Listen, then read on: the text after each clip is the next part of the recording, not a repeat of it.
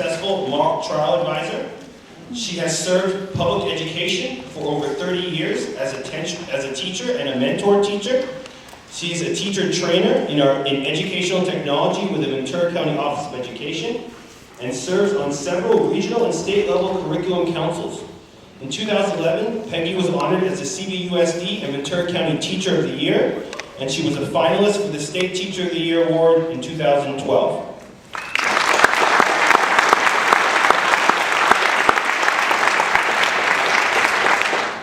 To her left, we have Mike Soleil. Mike is the president of Corwin Press, an educational publishing company headquartered right here in Newbury Park. He is also the proud parent of 3 Conejo Valley Unified School District students. He has served as a very active member of CVUSD, a parent-led district advisory council, and is currently the president of the Conejo Schools Foundation.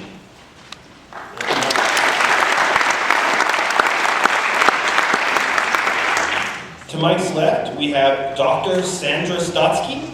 Dr. Stotsky is a professor emerita from the University of Arkansas and a former senior associate commissioner of the Massachusetts Department of Education.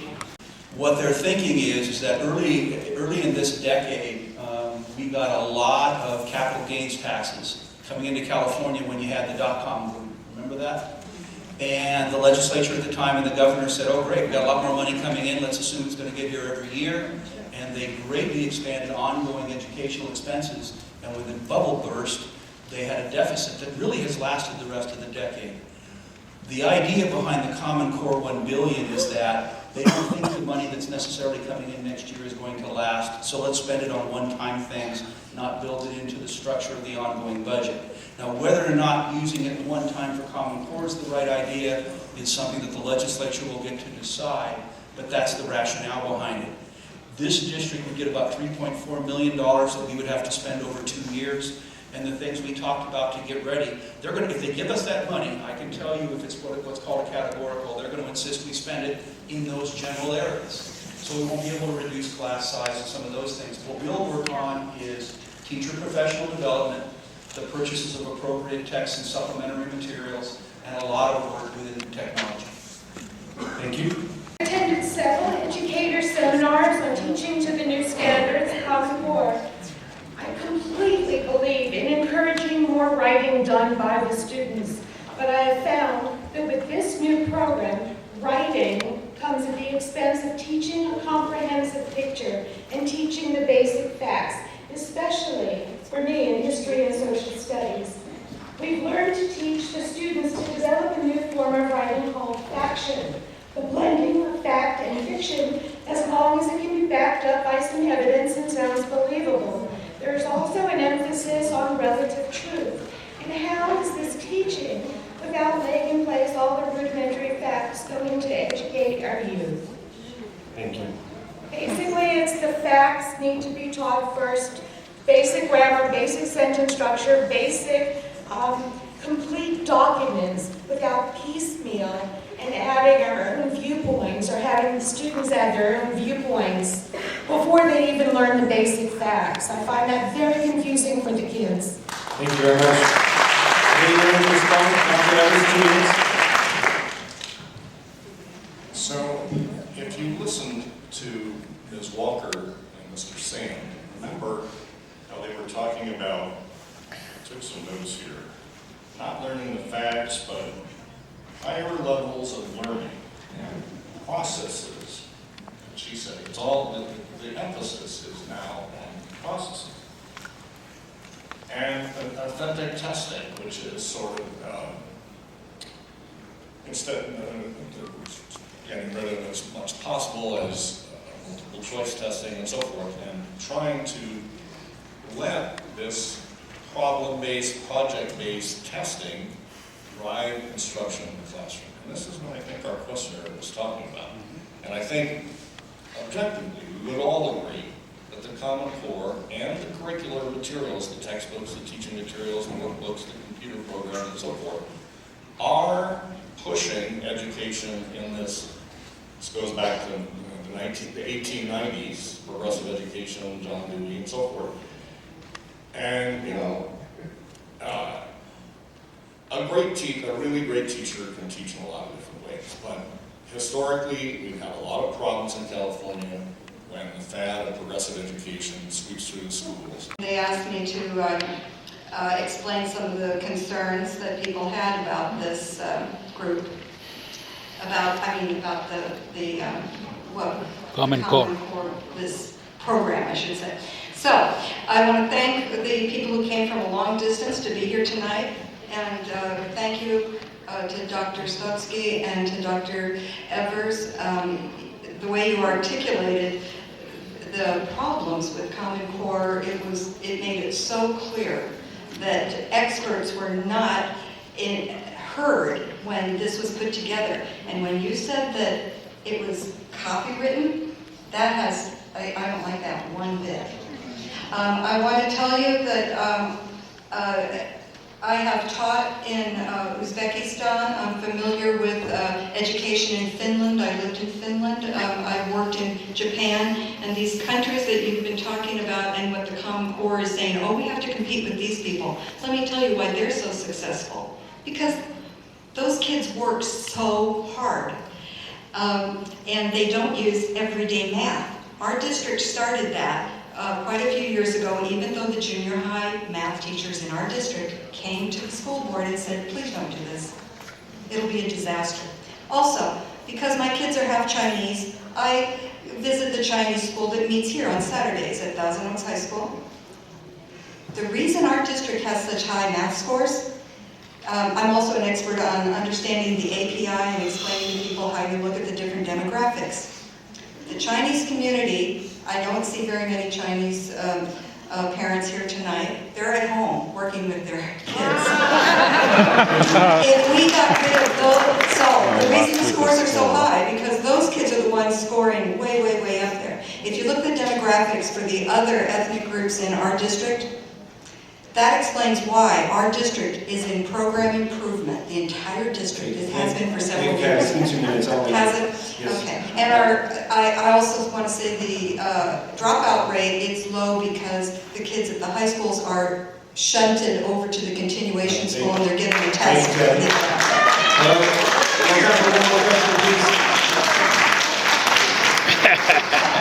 I just wanted to say a couple things about what the gentleman said about the Latino community not being invited tonight. It is my understanding that at the last school board meeting, it was announced that the PTA would be inviting all the parents, and I never received an invitation from the PTA. And I think that there's a lot more parents and teachers that should be involved in this conversation, and I'd like to have another meeting and have that announced more widely.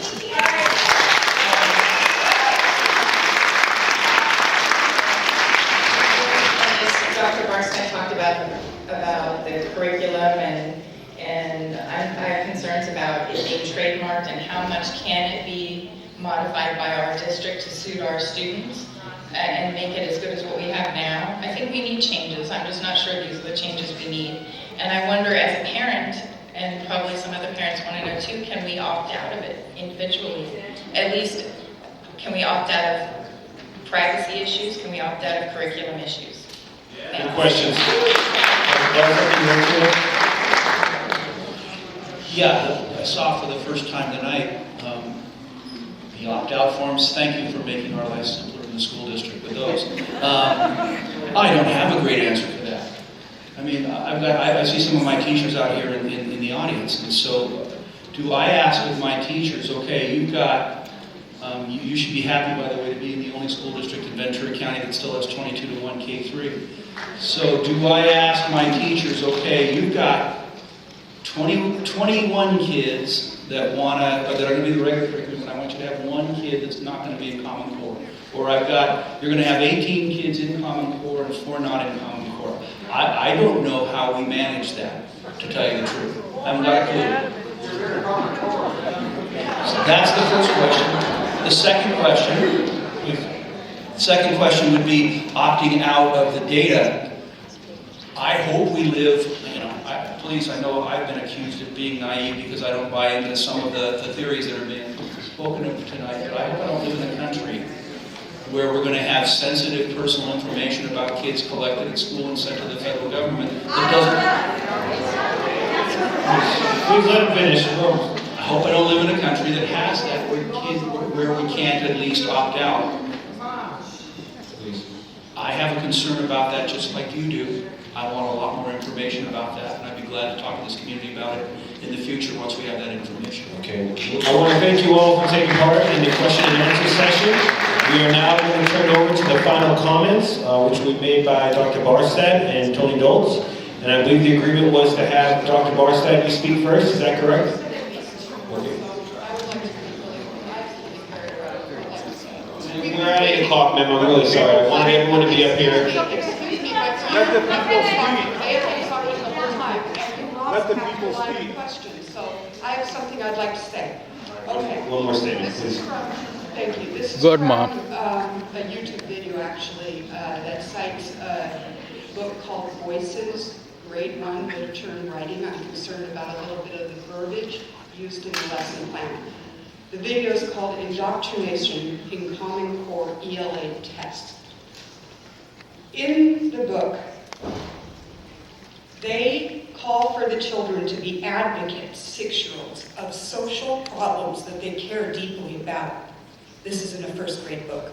Tell the students that when they write a call to action, they need to include emotional words to get the reader to feel so strongly that they want to do what's being asked of them.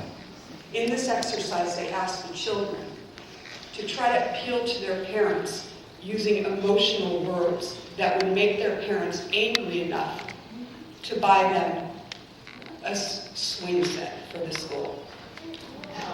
Okay? In the exercise, they ask the children to choose the word that is correct. My mom asks or nags me to clean my room. The proper answer is nags.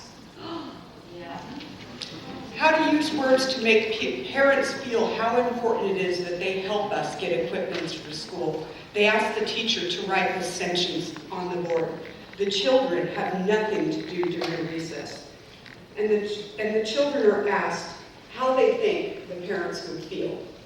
Do they think that these words would make the parents feel upset or angry enough to buy the swing set? So my question is, why are they teaching the children this? What does this have to do with the standards? And why are the parents being used as a subject of their test? Thank you very much.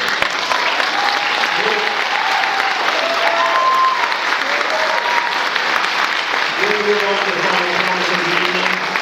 Dr. Barstad, please do. I want to start by saying that one of the challenges that all of us will have in the future in the education and the development of our kids is that just about anything that anybody wants to put on YouTube, they can put on YouTube.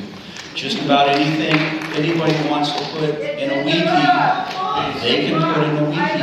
Please. Hey, you've got to give some respect. Yes, please. I know that you're not strong views, and that's right. All right. He's got it. All I'm saying is you got to let him finish, and please don't interrupt him. And Thank you. it's just, Thank you, Dr.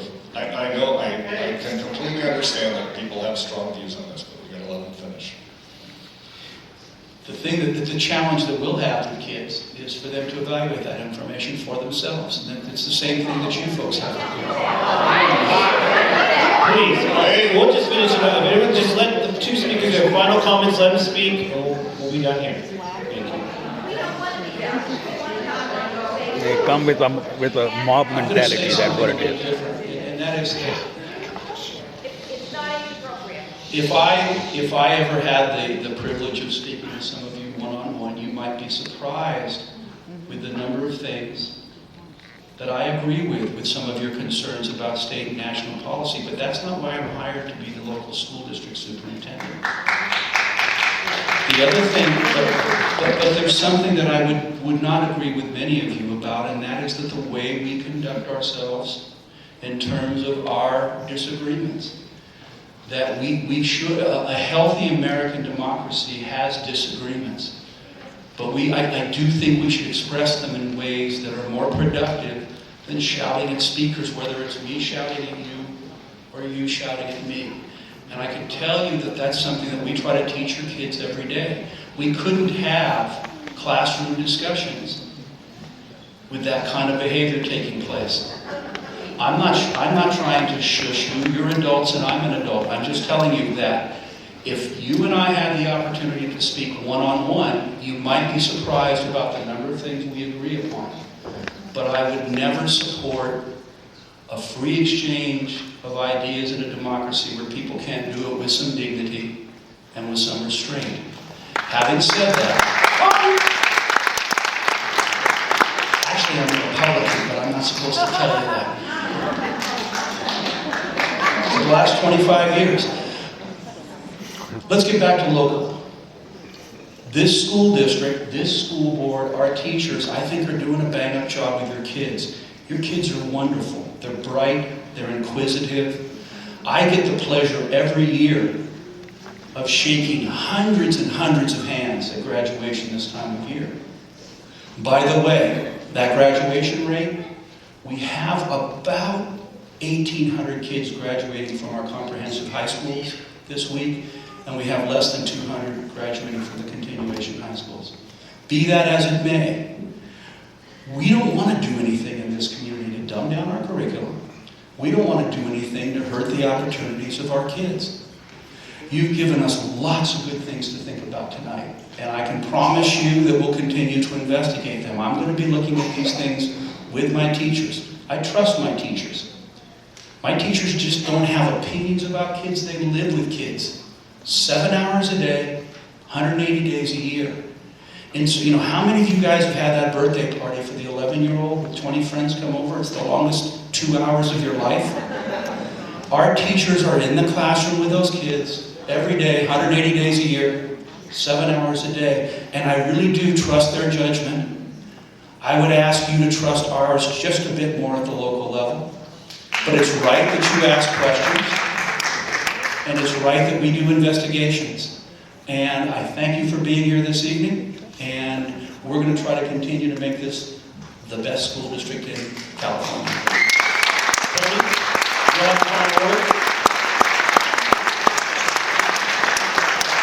Is Tony Dolz. I am the founder of Concerned Parents of Conejo Valley. I'm one of you. I don't have all the answers, but I do have 2 children in the public schools. And, like you, I have questions. In November, I ran for school board.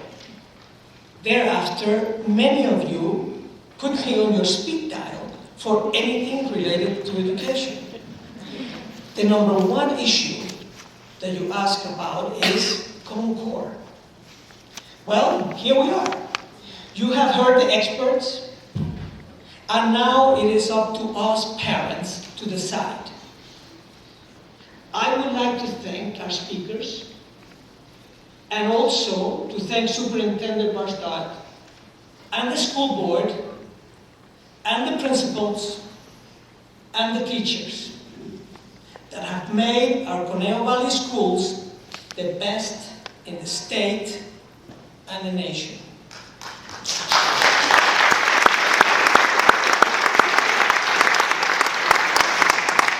Ironically, the school district is now under obligation to abandon California written standards that, as Dr. Barstad has said, had given us outstanding outcomes and trade them for nationalized standards that are untested and frankly extreme. Why?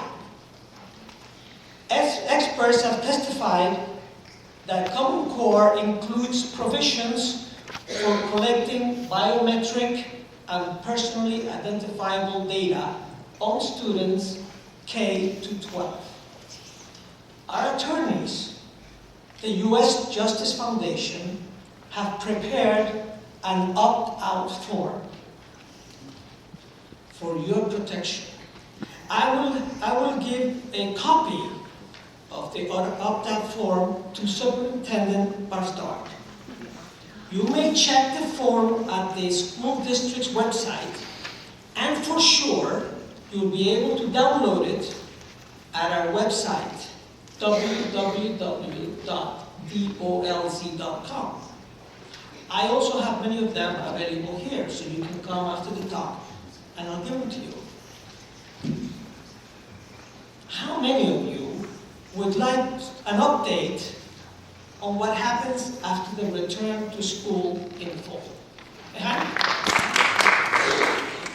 That's what I thought.